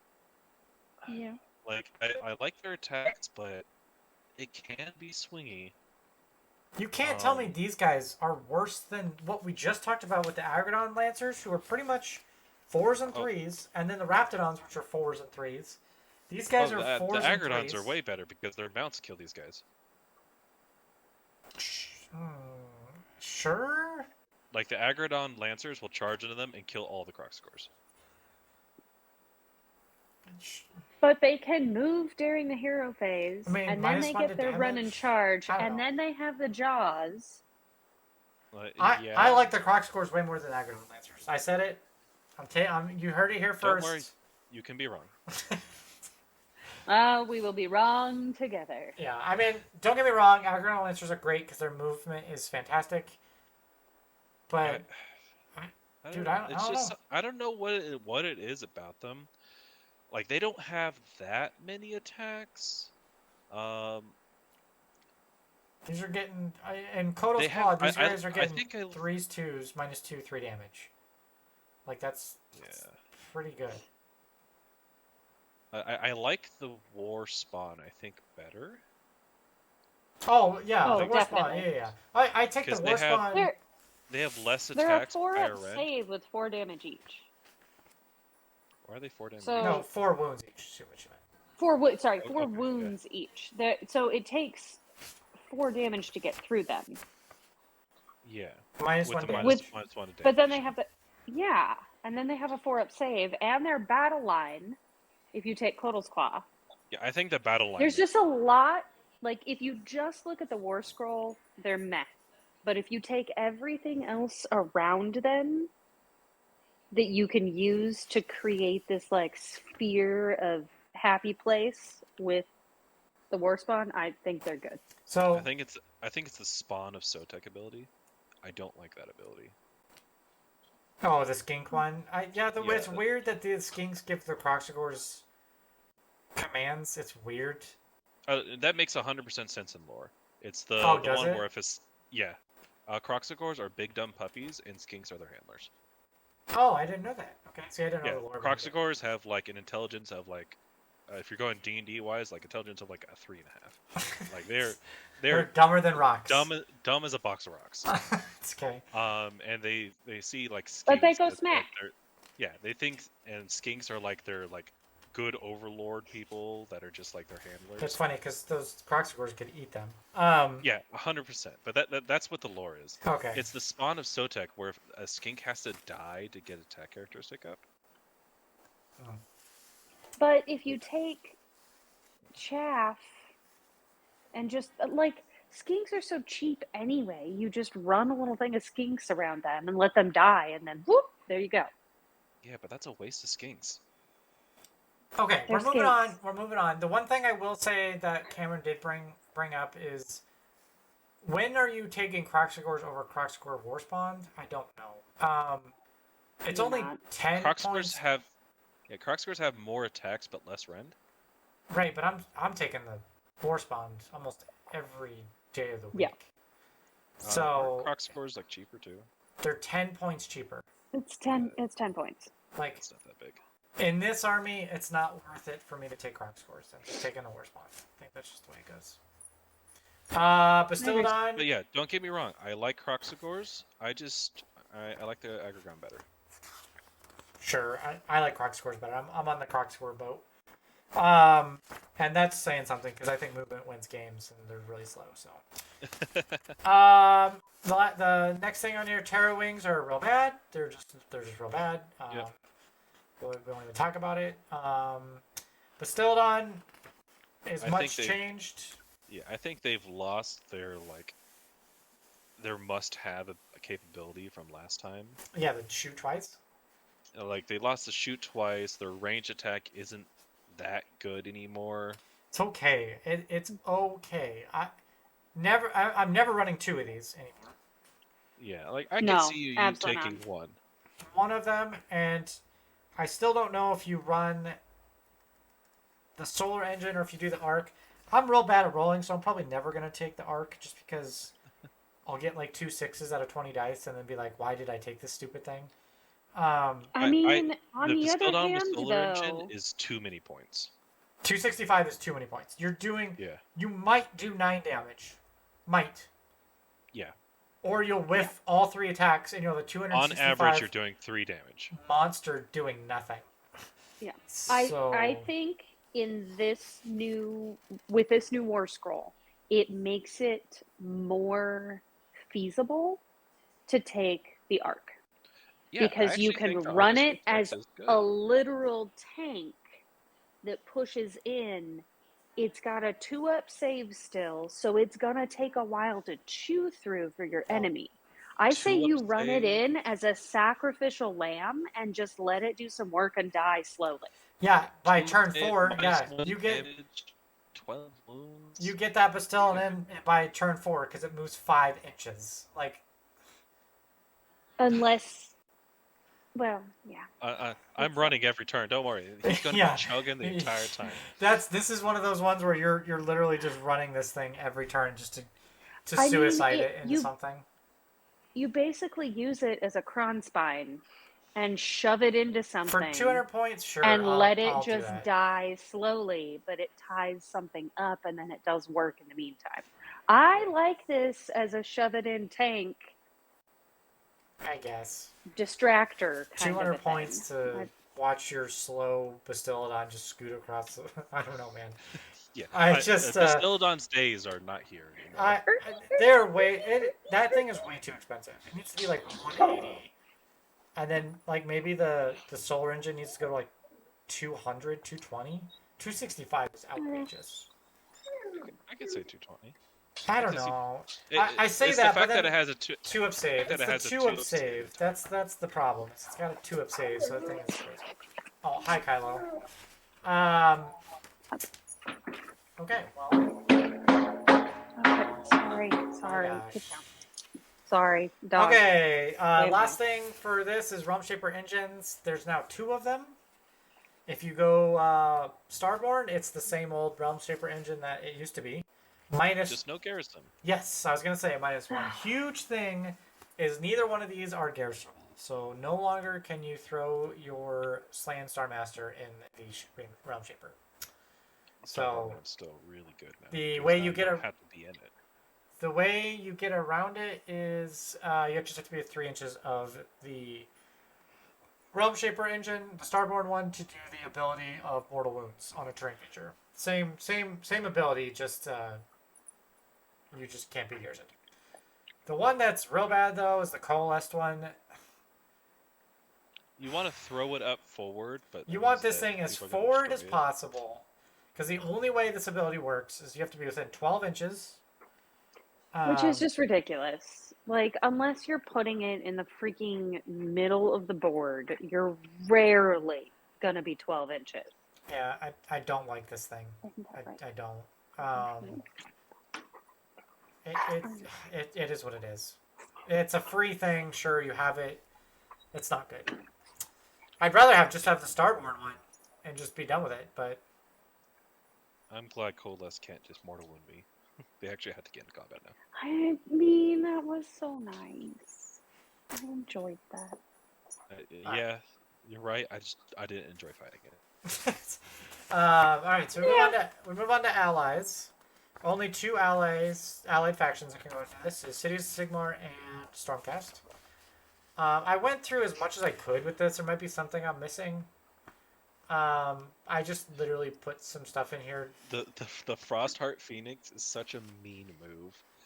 Just make your works, guys just though. so impossible to kill. It works though. It really does. Like both of them, both of the Frostfire and the Flamespire and the Frostheart, both kind of work in this army as a speed bump. Like I want to do the Flamespire. Like the Flamespire is kind of useless for this. wait, which I thought the Flamespire was the Resurrect one. Yes, it is. However, you're going to take that Frostheart because of the -1 to wound rolls. Okay, gotcha. Okay. Regardless, either one of them I can see actually going into the list to be a speed bump. It's kind of funny because they work on spells. So I mean, I could see it. It's not a sexy move, but I could see it. Yeah. Yeah, that's pretty much it. You don't need that battle mage. You don't need Van Dens. You have other people. Right. Yep. Be able to do Exactly. stuff. Yep. So I couldn't think of anything else. Like I'm not gonna put Sisters of the Watch in this. I'm not gonna. I mean, you guess you could.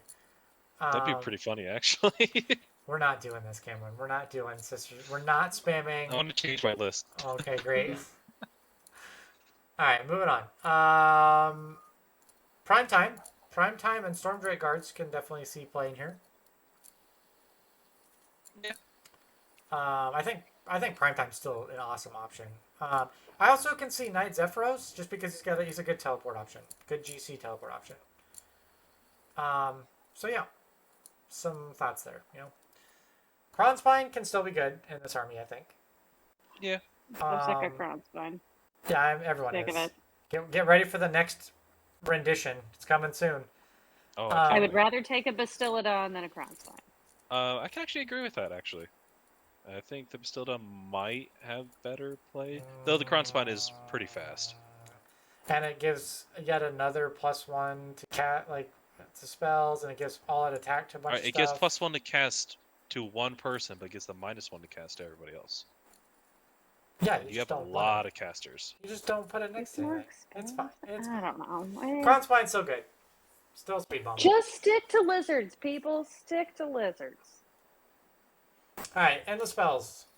Chronomantic Cogs, almost an auto-include in Star. In fact, it is an auto-include in Starborne. Yep.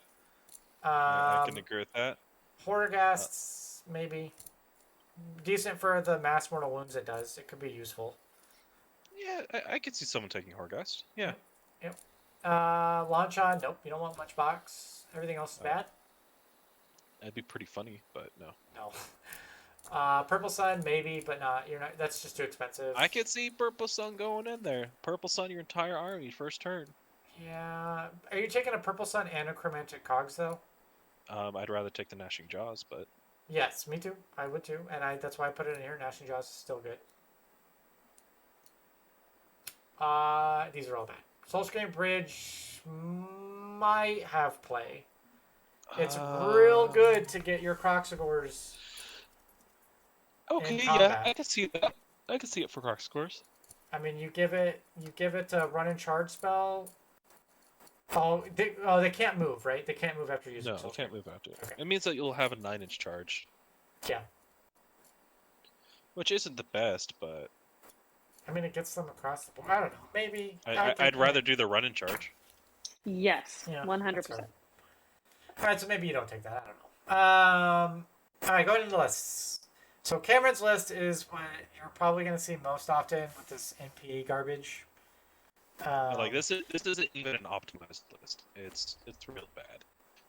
It's Like you real just bad. have the Lord Croak. I put 2 Slans in there, an Astrolith Player. I put the Oracle, and then I put a Star Priest. You could change that Star Priest to um, the, the the Skink on the Chair. That one's actually probably a better Starseer. choice. Starseer, yeah. And the entire thing is you go on. I can get 23 points if I cast all my spells. I can put everything just in the corner, put up chromatic cogs. Everyone is going to have like a +3 to +4 to cast. And I'm just going to throw my Oracle out there and do, let's see, have close to 5d3 plus mortal wounds to 3 more units. And that's not even counting everything I can do to you. Yep. It's just, oh, and then afterwards I just summon in Saurus Guard to protect the Oracle, or if I don't think it's a threat or I can hit multiple people, I go ahead and I do the bomb where I just do d6 mortal wounds to everyone within 12. Yep. And if you don't kill that Oracle, I'm going to do it again next turn. Yep. Also to note with this too is there's not very many units in this, but you don't need to because you get to just summon a bunch. So I'm going to be summoning 5 more units throughout the entire game. yeah. So this is pretty close to what you'll see. Again, maybe not optimized totally, but I mean this is roughly what you're going to see with the Starborne list. And if you want to optimize this, change the Star Priest, make the battle line all like skinks, or make the Raptidons into skinks and add more endless spells. Yep. But this is basically what you see, which is real sad because just looking at the book once, it's the external balance of this is real bad. Because you already know what people are going to play in Starborne, which is really sad. Yeah, like this, like what you just kill all of your opponent's support heroes. Yep. Oh, first turn, I'm going to kill your general. I'm going to kill all your support heroes, or I'm just going to incredibly wound your biggest hit piece. Yep. And I'm going to be in the corner, minding my own business. Good luck attacking. Yep. Camaron, you're cutting out a little bit. I don't know what it is. Well, Just let me know. Erica, this is Erica's list. She went Kotal's Claw. And she just went oops all Croxagors. Yep, basically. Anything? With a few skinks in there. Yeah, I mean this so is that pretty... they can die within range of the Croxagors. Yeah, I actually like this list. I think it's pretty decent. I think it's definitely it's moving straight up the board, straight into doing as much damage as possible. It's basically what this is. I think I want to change my grand strategy to further the great plan. What is that one? Oh, you're joking. It's the one everyone hates. Oh yeah, no, yeah, we're. Anything else you want to? This is pretty just typical Kotal's Claw list. Just oops all Croxagors. Yeah, I mean, I really like the whole move in the hero phase, run and charge, buff them with the skinks nearby. Yep. I did Starseer and Star Priest, so I'm getting both. Yep. I am excited to play this list and see how it does. And then I use the Arc of Sotek to go waddle, waddle, waddle, and poof. Sure, you got it. It's gonna waddle and poof, but very slowly. The one thing to keep note in this too is the amount of wounds it has. It's 144 wounds for this. Ooh. It doesn't seem like it would be, right? But it's 144 wounds. It is also exactly 2,000 points. Can we be proud of my math, please? Okay, great. Exactly 2,000 points.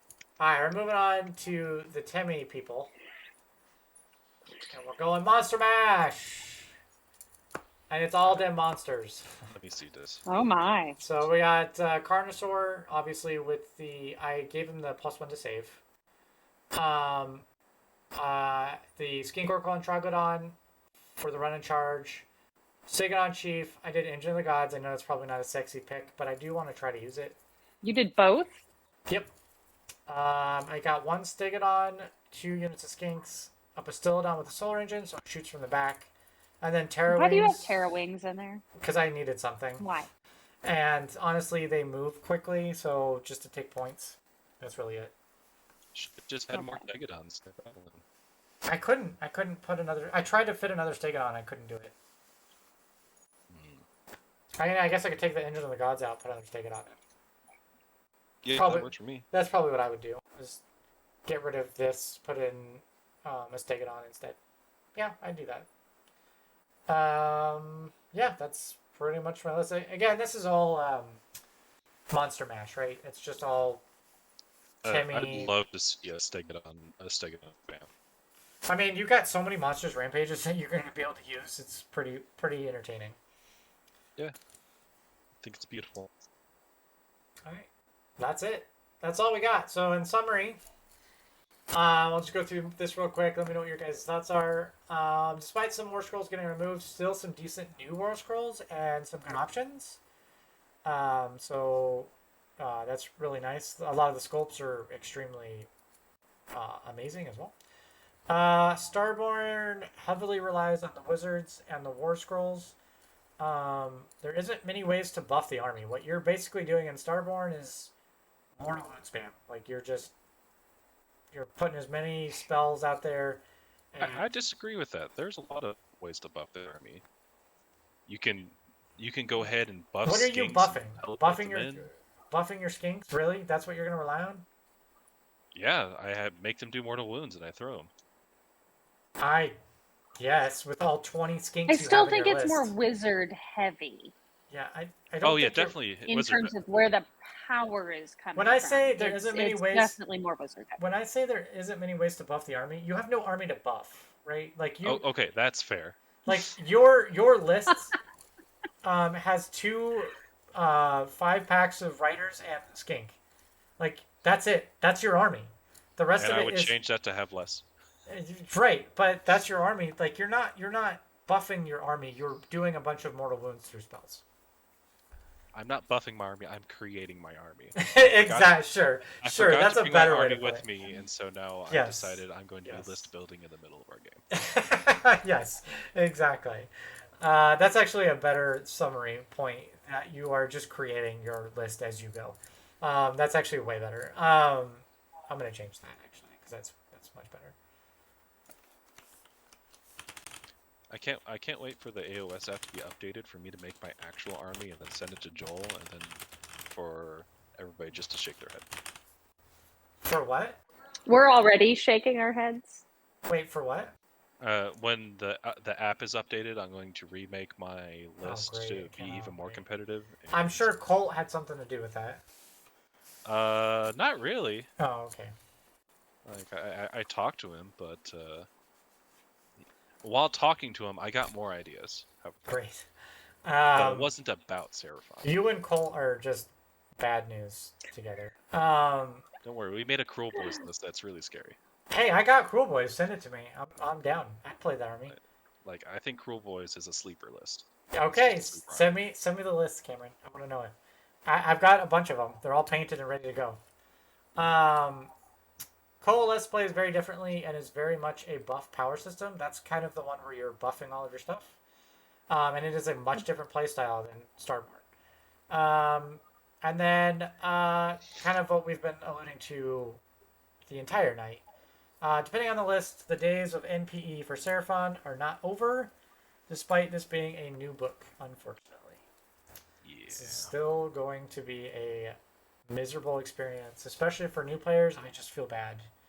Feel bad for you new players that have to play this for someone who just If I were to go into a competitive tournament and I played a new player with my list, I would feel so bad. yeah, this would feel real bad.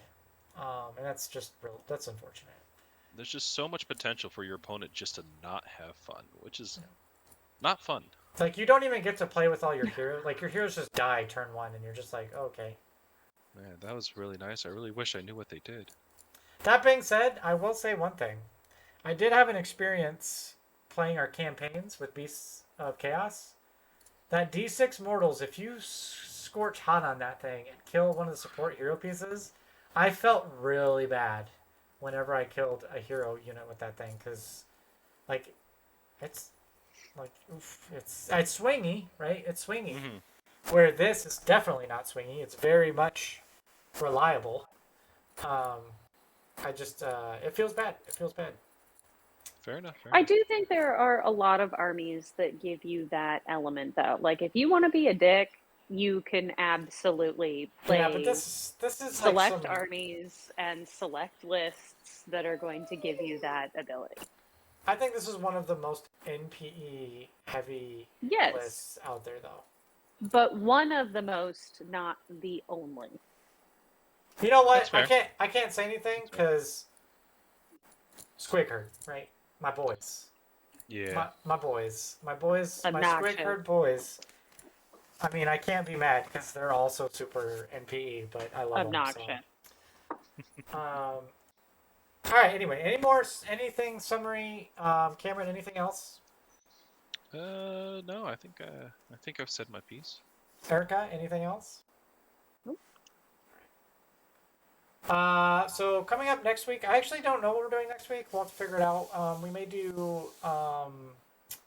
We might try to get our painter on to do kind of like a hobby painter interview type thing.